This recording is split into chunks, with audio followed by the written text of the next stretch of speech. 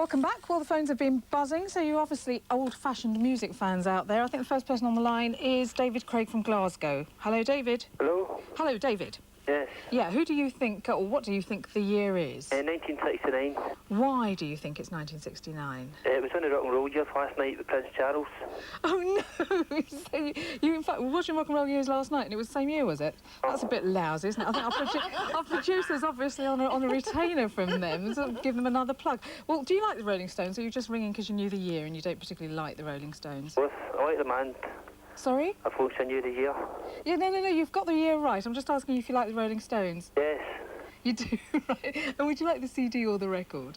CD, please. You'd like the CD. Right, David, it's on its way to you now. Thanks for calling. It's a good job he liked it, really, because there wasn't an alternative choice, was there? No, exactly. I couldn't hear what he was saying half the time. I hope that you've already begun stockpiling your couch potato snacks for this weekend's viewing on Galaxy as we present a marathon Doctor Who special.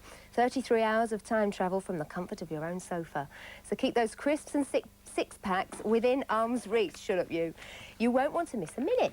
31 West will be transforming itself into 31 Who for the weekend. And here's a taster of what you can see. Here are some of the good Doctor's many and various companions dealing with those tense moments that will make lesser mortals snap.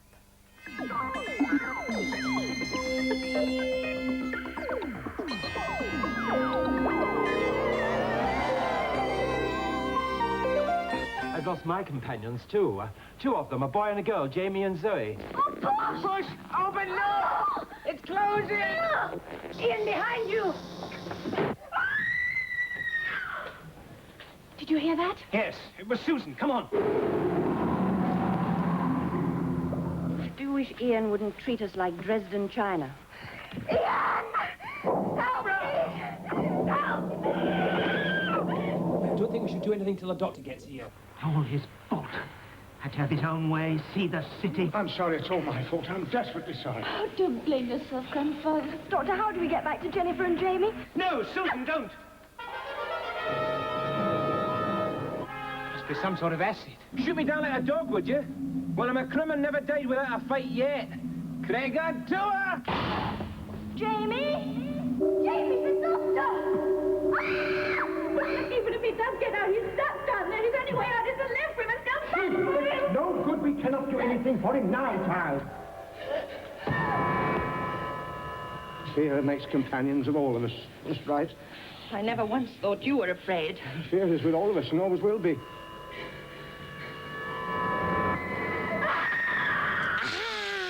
Now, Doctor Who was generated from a very small brief, and few thought the series would really take off, least of all some of those who were in at the beginning. Waris Hussein, the first director of Doctor Who, is now a big shot in Hollywood, directing Dallas, amongst other things. We met him the other day as he reminisced about those far-off early days when no one dreamed it would last more than a couple of months.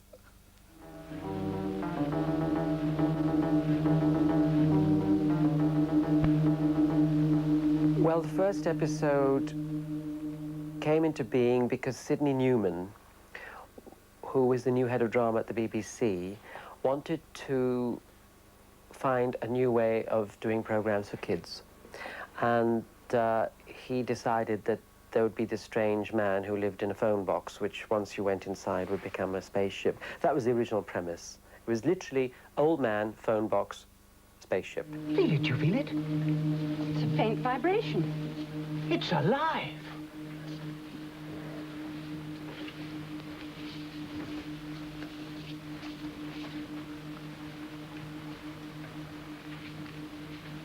It's not connected to anything, unless it's through the floor. Look, I've had enough. Let's go and find a policeman. Yes, all right. The children's department at that time was very traditionally run, and the people who were involved with that were very apprehensive about this new thing. And I think they gave it about 6 weeks of life. I can't say I was a very willing director on this. I was kind of press-ganged as a contract director into doing it. So in some ironic way, I certainly didn't know that I was in on something that was going to be this well thought of and indeed this long-lasting. She is in there. Close the door, please. But Barbara! We had this incredible business of trying to get them from the exterior scenes into this phone box, looking as if it was all right to open a couple of narrow doors and walk into this vast space. Close the door, Susan. first episode, we had this story took place in the cave ages and people looking for fire. And the villain and the hero figure both have this incredible fight with clubs and a lot of grunting. I encouraged the actors to fight fairly violently. We had a fight arranger. Anyway, in the end, this man crushes the villain's head out of camera, and then I actually cut to the results of what had happened, which is fairly gory, and Verity absolutely refused to let me use the shot and reminded me this was for kids, and it was only then I had to sort of get drawn back into the reality of what we were actually making this for. It was for children. So we cut out this sort of very gory, mangled mess that I had shot.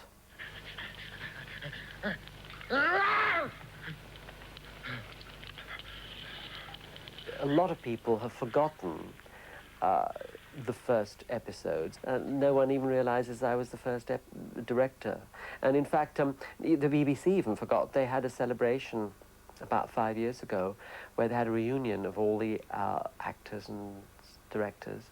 And I wasn't even invited until I found out it was happening, and I invited myself. I was stopped at the door by someone saying, have you got an invitation? I said, I sincerely hope so. Even if I haven't got one in my hand, I should, because I was the first person to start this thing off.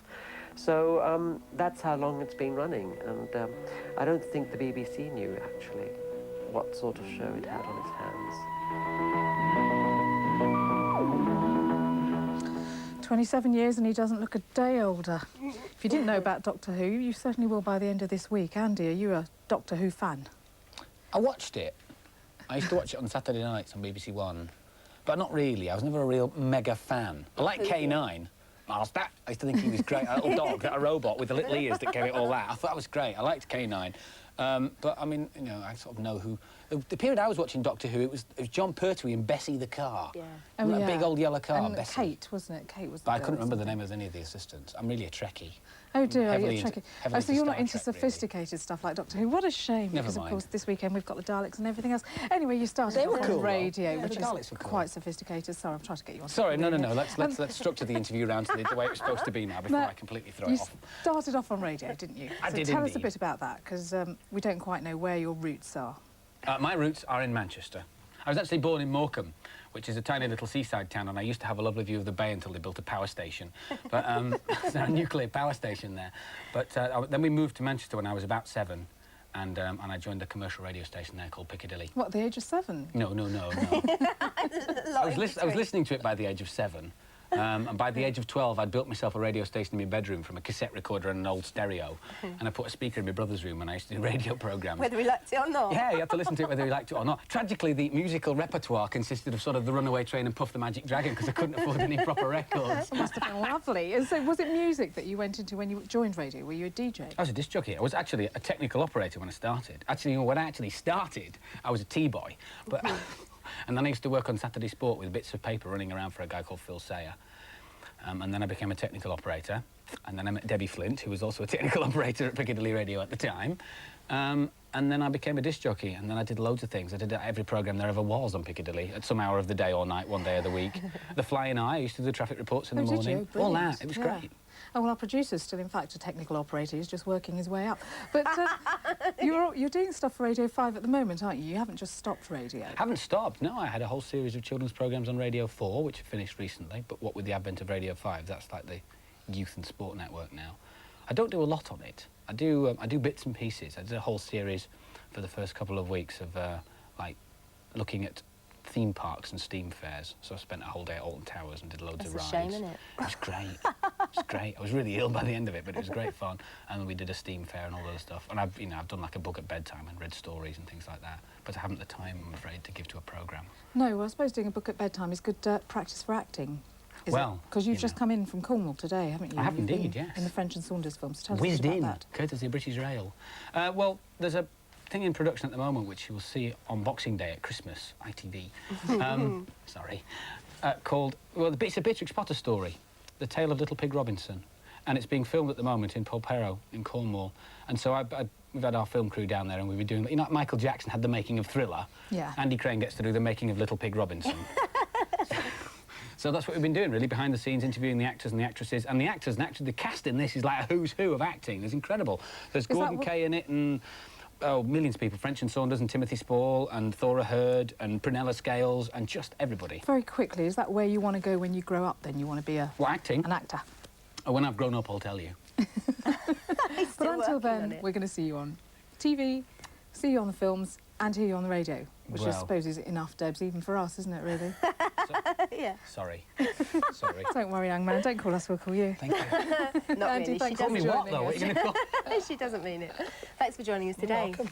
Well, tomorrow on 31 West, we continue to preview the Doctor Who weekend, whether you like it or not. Our guest of the day is Ernie Wise to talk about a new book, What He Has Wrote, and we take a look at some of the worst ads on TV.